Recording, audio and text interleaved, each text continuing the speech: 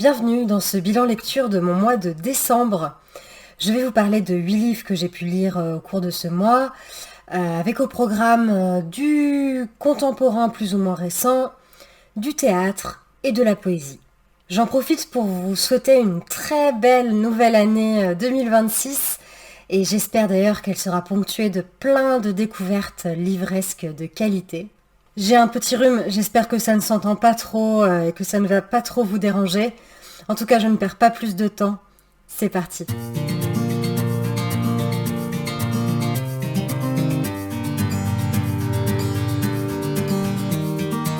Et je vais commencer avec Jonathan Coe, le célèbre Jonathan Coe, qui fait assez fort dans son roman de la rentrée littéraire d'hiver, L'épreuve de mon innocence. Donc c'est le récit d'une jeune Britannique qui s'ennuie après avoir fini ses études supérieures. Elle a un petit boulot et elle sait vraiment pas trop quoi faire de son avenir. Finalement, elle se décide à écrire un roman. Et elle part sur une enquête fictive qui donnera 3 textes. Une enquête de type Cozy Mystery dans les Cotswolds, un texte de type Dark Academia à Cambridge et une autofiction.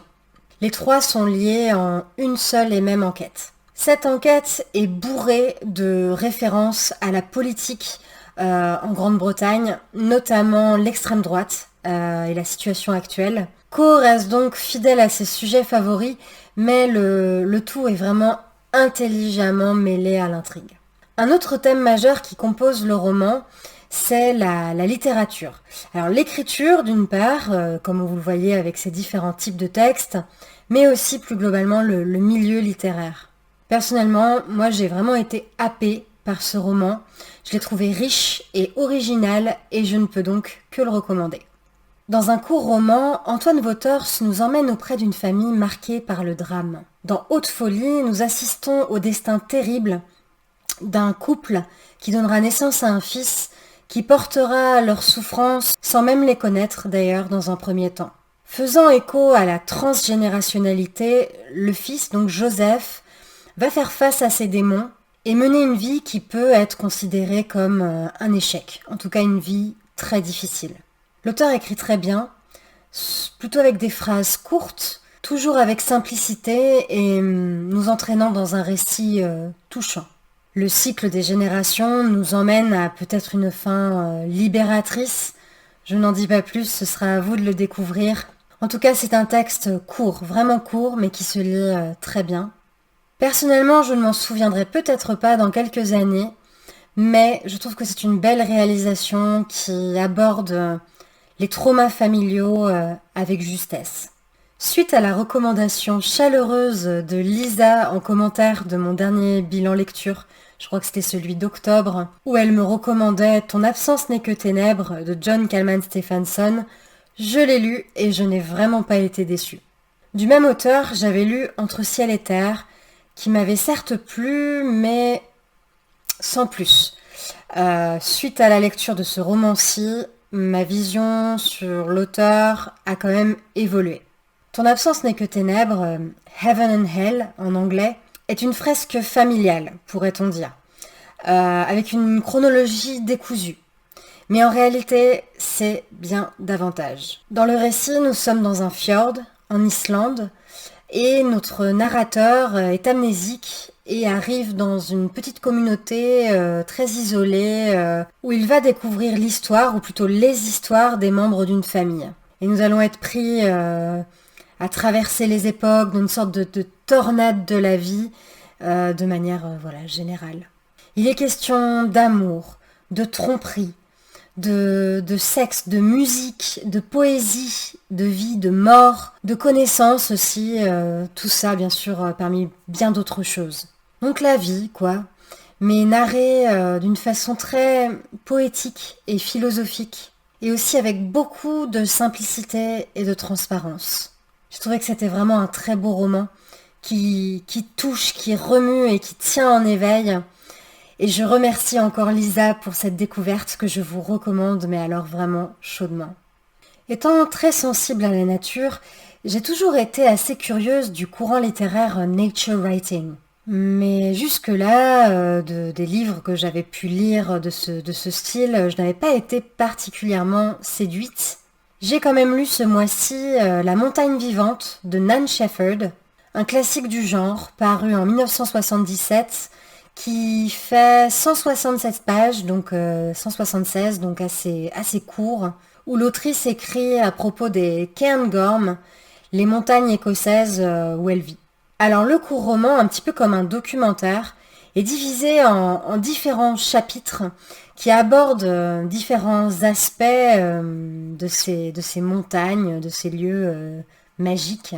Donc on y retrouve la faune, la flore, bien sûr, mais aussi des récits de marcheurs et aussi des moments de communion avec la nature. J'ai trouvé ça intéressant, parfois même poétique, donc agréable à lire, mais il y a quand même un côté très documentaire qui, moi, me séduit un petit peu moins. Globalement, donc, j'ai quand même bien aimé. C'est une approche assez concrète des montagnes, de notre rapport à nous humains aux montagnes. Et si vous aimez le nature writing, en tout cas, ça m'apparaît évident que c'est un incontournable. Du maintenant célèbre auteur italien Luca Di Fulvio, j'ai lu son ultime roman Le Paradis caché. Pour ce dernier livre, écrit un petit peu avant de décéder, l'auteur a choisi de changer un petit peu sa façon de faire. La chronologie est non linéaire, l'auteur a choisi de s'intéresser plus aux événements qui arrivent aux adultes plus qu'aux enfants. Et la fin, qui est absolument bouleversante, rompt avec ce à quoi il nous avait habitués.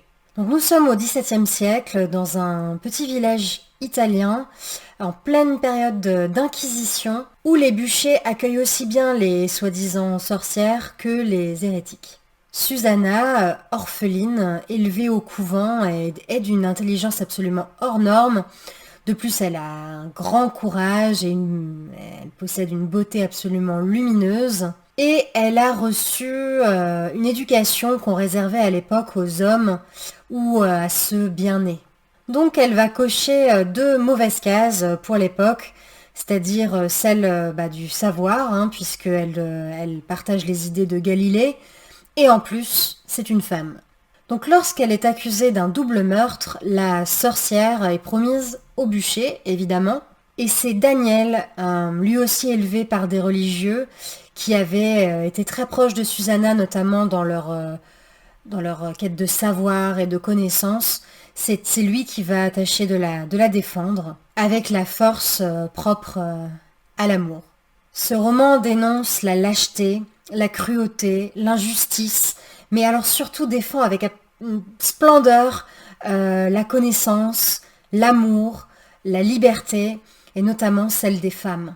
J'ai été totalement séduite par cette œuvre qui dénote, je trouve, des autres œuvres de l'auteur, tout en respectant les causes qui furent chères à son cœur. Donc un très beau roman, prenant, percutant, que je conseille, vraiment. J'ai un immense intérêt pour l'écrivain et dramaturge irlandais Oscar Wilde, surtout depuis que j'ai lu Le Portrait de Dorian Gray. C'est un roman à l'intrigue absolument implacable, avec l'esprit affûté et des aphorismes absolument marquants. Mais j'ai voulu m'intéresser donc à ces pièces de théâtre en lisant le recueil 4 comédies chez Babel, qui comprend alors L'éventail de Lady Windermere, Une femme sans importance, Un mari idéal et sans doute sa plus célèbre pièce, L'importance d'être constant. Outre le fait que ce soit de bonnes comédies, avec des retournements de situation, notamment à la fin, des révélations, je trouve que ces pièces comportent quand même davantage de choses en commun.